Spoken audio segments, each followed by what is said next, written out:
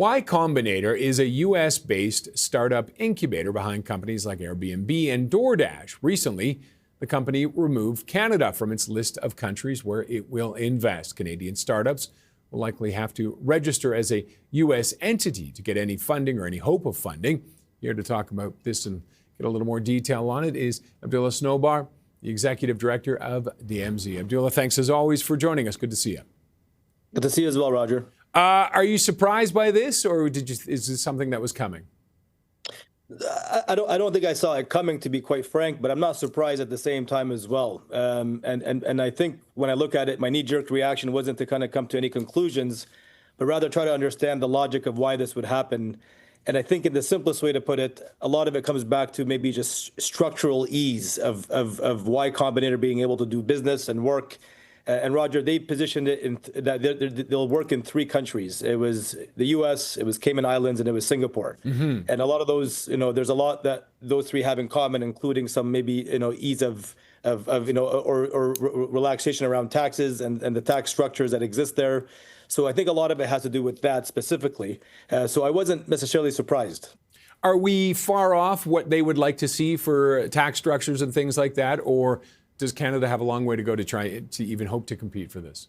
Yeah, look, it's going to be a long way to go. And I think it's no surprise if someone says Cayman Islands, or if you even think about a Delaware Corp, these are structures on the tax side that are very, very favorable to businesses, and usually, much more, much lower kind of tax rates than what you would ever see in Canada. But and again, just to note, it's important to realize that the CEO of Y Combinator is actually a Canadian from Winnipeg, I believe. Yes. And his name is Gary Tan, and he made it very clear that this is nothing against Canada, just rather this is a business move around ease and clarity and the ability for Y Combinator to move faster. And I think it's also important to realize that a lot of our companies that do end up going to Y Combinator anyways typically end up establishing or building a U.S. entity to kind of leverage into a bigger market and more favorable tax terms. So this generally did happen already in many regards. The reality is now is that they're just going to be very particular on whether or not from the get-go they will accept a Canadian company to join a program and get investment before they maybe restructure their businesses to be a U.S., Cayman Island, or Singaporean business as well. So there's that. A really important note to also make, Roger, is that I don't want to over-index the amount of companies that Y Combinator has helped in Canada. Although even from our program, we've seen a lot of our great companies go through the Y Combinator program, a lot of great companies have not. And I think it's just an important point to note, not taking away from the program, Y Combinator is a world-class program and investor. They've done incredible work across the board, but we've seen companies that haven't gone through these programs that have done just as well. And do we have a good incubator system here in Canada? And do we have companies that are startups that are willing to stay or wanting to stay in Canada? Yeah, look, everybody would come in with different reasons as to why they're going to stay, why they need to expand. But look, more broadly, Canadian companies are global companies, they're global businesses, and they want to be able to grow and expand as much as they can and capture a bigger market size where they need to. And Canada has established quite a big network of incubators and accelerator programs.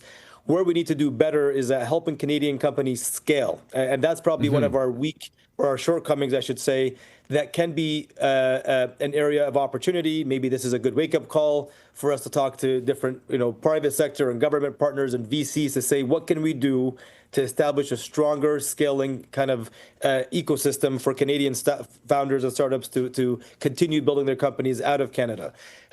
We do have a strong system, and in many cases, what Y Combinator has is an incredible network of investors and private sector and corporate partners, and they can move at a pace that, quite frankly, a lot of other organizations cannot move at. But in the case of an organization like the DMZ, we've been around for almost 16 years right now, and we've seen a tremendous number of companies who have scaled to become magnificent businesses globally, and we can do way more of that. We just need to be able to focus on maybe backing winners and winning organizations to continue doing more of this work. All right, I just want to ask you, want to get a free plug for some of the companies that have come through DMZ and how they're doing? Well, look, one of the biggest companies that has come through the DMZ has now made it out and is valued at billions of dollars is Ada Support, an online chatbot.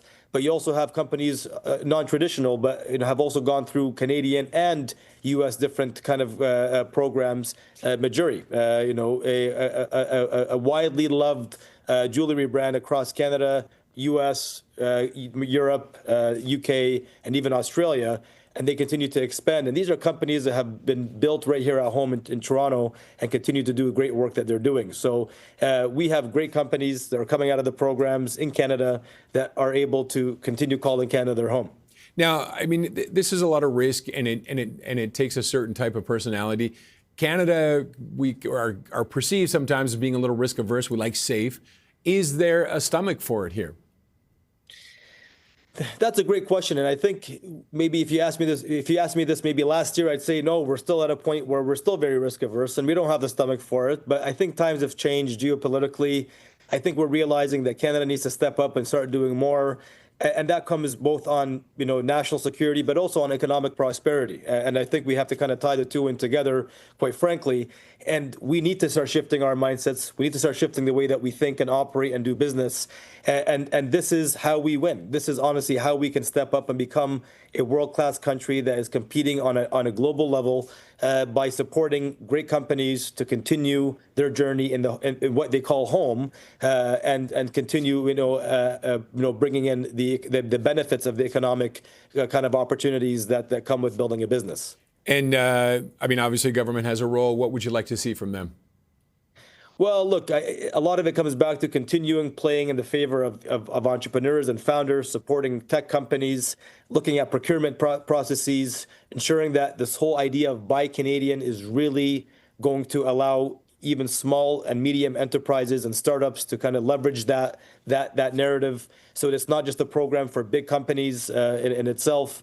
And ultimately, we need people like our prime minister and different ministers to continue putting these startups and big and really high potential companies on the map whenever they travel the world. Okay. Bring them with you. Showcase them. Put them on a pedestal. Let the world see what Canadian talent and technology is made of, because it's world class. We just need to do a better job of telling the story, shifting our narrative, and making sure that the world understands what Canada offers. All right. I know you could talk more about this, but we have to wrap it up there. Always a pleasure to talk to you, Abdullah. Thank you so much, Roger. All right. Abdullah Snobar is Executive Director of DMZ.